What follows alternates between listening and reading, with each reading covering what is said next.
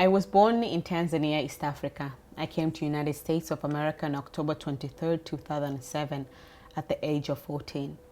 As grateful as I was of the new beginning, my happiness was mostly crowded by the feeling of guilt.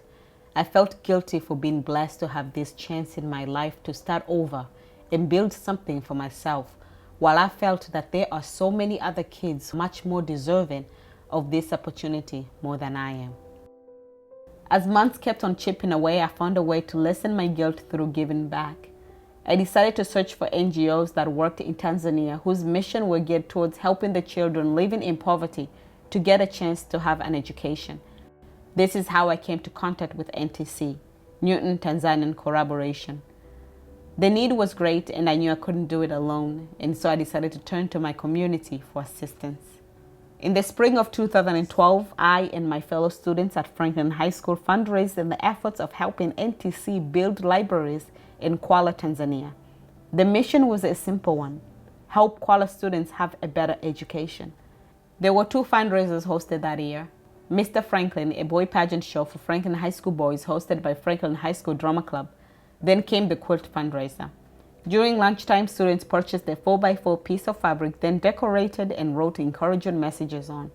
All the decorated pieces were then stitched together to make a quilt of inspiration.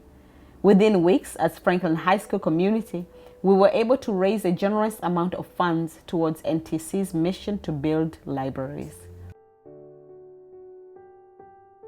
Recently, I returned back to Tanzania to connect with my family and old friends. While I was there, I couldn't help but wonder what have happened to the libraries we helped build. And most importantly, where is the quilt now? These questions began my journey to finding Kwala and discovering the invisible bond shared between Franklin High School and those of Kibaha region. Kwala is a town located in Kibaha, Pwani coastal region of Tanzania, just 80 kilometers west of country's largest city, Dar es Salaam. Kwala is a rural town. Most of its residents are agricultural and livestock farmers who depend on the land in order to survive. There is one secondary school in town, Kwala Secondary School.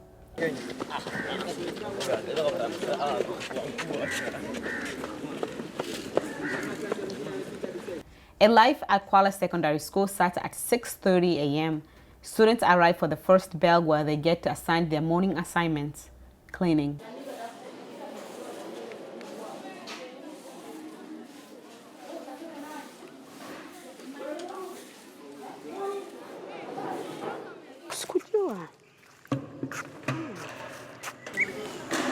Susan Goodwin is a second-year student. Her and a couple of other girls, their morning assignment is usually to mop the offices of the headmaster and the teachers. She does this 3 times a week: Mondays, Wednesdays, and Fridays.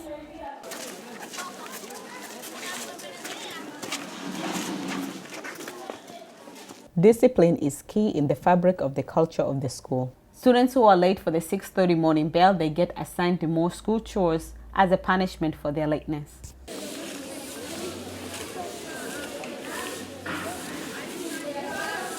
The second bell at 7 a.m. informs the students that they should line up for assembly. Students meet for assembly every day, Monday to Friday. During this time, they get assessed on the neatness of their uniform.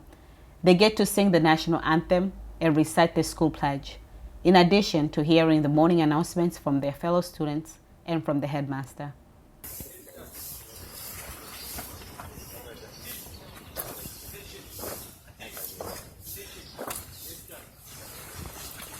Today we have guests. They would like to be with us for a couple of hours. They will visit us in the classes. They will see what is going on, the way we are learning, the way teachers are teaching. They are not supervisors. And also they are not inspectors. They are just learning from us, and we want also to learn from them. Tunakukaribisha.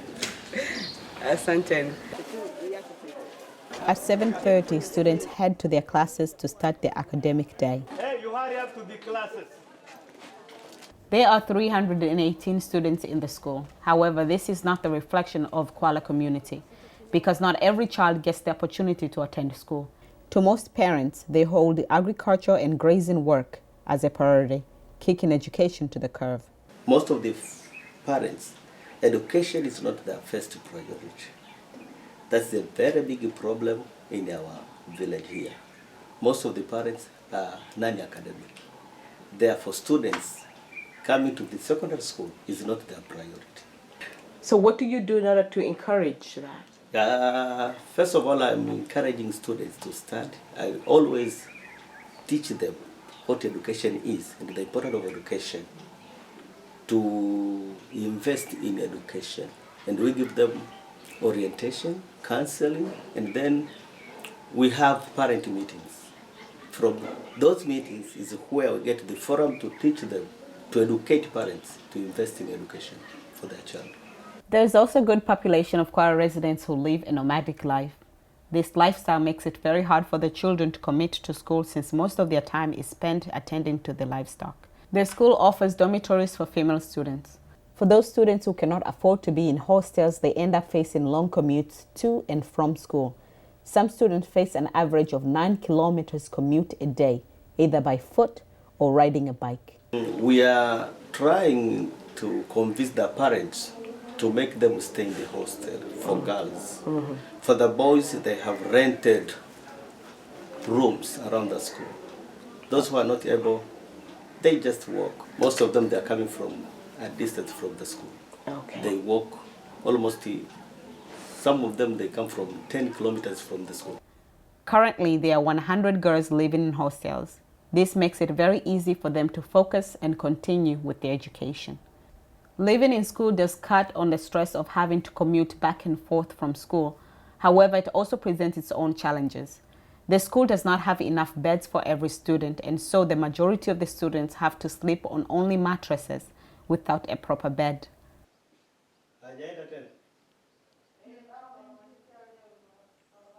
Facing long commutes, sleeping on the floor, or even not having enough food to eat while in school. All those challenges are nothing compared to the struggle of the language barrier as higher education scholars. You know, the problem we are having in our country, we mix languages. We have vernacular language, we have Kiswahili, we have English. First language is mother tongue to most of our students. We have the Kiswahili, they learn it when they're in this primary level, though they know how to speak it. But when they come to the secondary school, they find English as a foreign language. English is the medium of instruction in secondary school. While when they're in the primary level, they learn Kiswahili. Kiswahili is the medium of instruction. And they come to the secondary school, they find things are very different. They cannot catch up easily with secondary subjects. This is a very big challenge we are having, to train them to use English.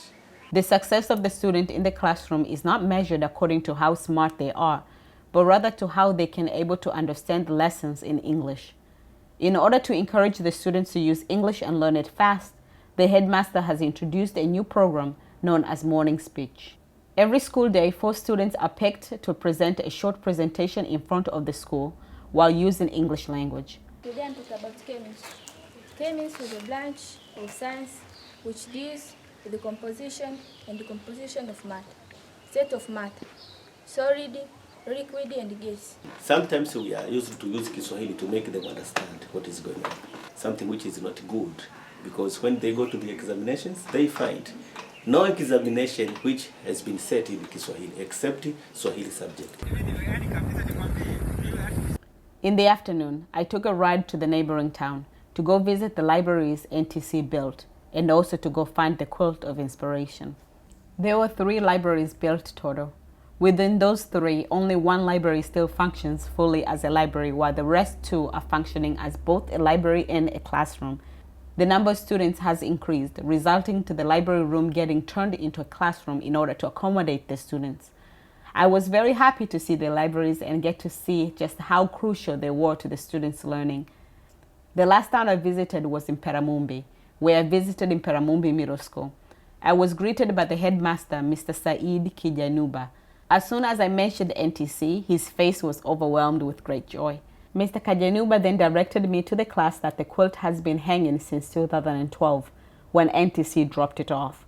Now 5 years later, Even dust cannot shield the inspirational messages from touching and inspiring the minds of the Mparamumbi students. At the end of my journey in Kwala and to the neighboring towns that I visited, I was sad to see that education is still a privilege in some parts of the world. But my heart was not shielded from seeing the inspiration and the strength that shined from the students I met. Apart from any obstacle that the students faced, most of them have committed themselves to studying. They still hold to the belief that education is their key to a better life. You don't have everything that you need. So how do you encourage your students to look bypass that and to keep on going? What we are doing, we take our problems. Nowadays they call them challenges. So the challenge we are facing, we have the breakthrough. Challenges we have, for us, is an opportunity to think wide. We don't rely on the government support only, but we have some initiatives we have started. For example, we encourage them to start without having those laboratories, those rooms. They start. They are ready to learn anywhere, anyhow. The libraries we built enriched our lives as much as enriched theirs. I left Kwala feeling blessed. The quilt was a reminder of what compassion can build.